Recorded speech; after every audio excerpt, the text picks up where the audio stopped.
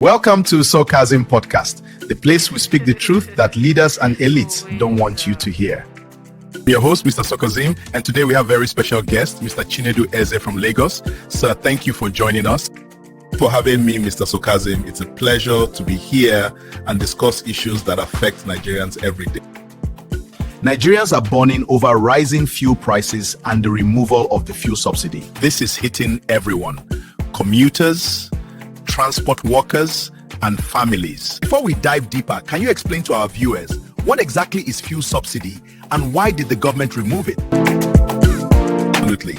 Fuel subsidy is a government policy that reduces the cost of petrol for citizens. The government pays part of the price so that fuel is affordable. Recently, the federal government, led by President Bola Tinubu, removed this subsidy because they said the country can no longer afford it. Fortunately, billions meant to cushion Nigerians never reached the people due to mismanagement and corruption. Ordinary citizens are paying higher prices while marketers and politicians profit.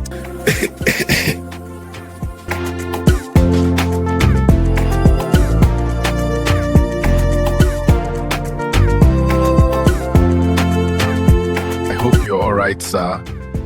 Take a moment to catch your breath, no rush. Thanks for breaking that down. Now that we understand the background, let's cut to the heart of it. To be honest, Nigerians are paying the price while the system protects the rich and powerful. Fuel subsidies meant to cushion citizens vanish into thin air. Ordinary people struggle, but politicians and marketers profit. President Bola Tinubu and the federal government said the subsidy removal was necessary due to financial constraints. But billions meant for Nigerians didn't reach them. How does that happen? Look at the numbers. Ministries of Finance and Petroleum Resources confirm funds were allocated. Oil marketers, contractors, and politicians manipulate the system. The people pay more, daily life becomes harder, and leadership acts like nothing is wrong. Yet, through loopholes, mismanagement, and corruption, the money disappears. So Nigerians are suffering while the powerful thrive. That's bold truth, and most people are afraid to say it. Exactly. People fear backlash, online attacks, or being ignored, but staying silent ensures the cycle continues. Knowledge is power, and speaking the truth is the first step toward change. Let me ask something many Nigerians whisper but fear to say out loud. Why is it that whenever people try to speak up or organize a peaceful protest, the government or armed forces attack them? Tear gas, beatings, even shootings, and these protesters carry no weapon. Why treat peaceful citizens like criminals? The answer is simple.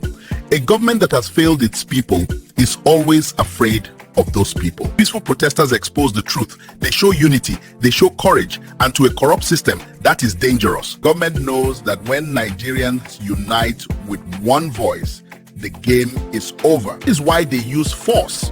Not because protesters are violent, but because the truth threatens them. But Nigerians must understand this. You do not need to carry a gun to fight for your rights.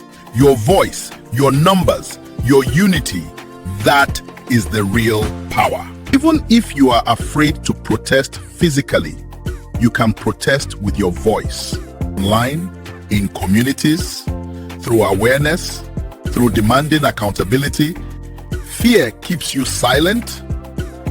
Silence keeps you suffering. And suffering continues the cycle. So speak, but speak wisely. What can citizens do now without getting themselves into trouble? 3 things. Stay informed, follow credible news, track government spending, demand transparency, speak out responsibly through social media, town halls, or community groups. Change begins when Nigerians stop accepting lies quietly. So it's not just about food. Rising prices affect transport, food, electricity, everything in daily life.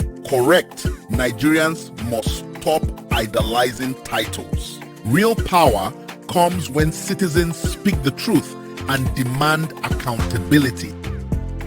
That's it for today on the Sokazim podcast. We don't speak to divide, we speak to enlighten. To our listeners, thank you for tuning in and engaging with these conversations. And to our guests, thank you for your fearless insights. Thank you. I hope today's discussion sparks awareness and inspires Nigerians to think critically and demand accountability. Exactly. Conversations like this are how change begins. Stay informed, stay fearless, and remember, your voice is your power. Sir, come in for a refreshment.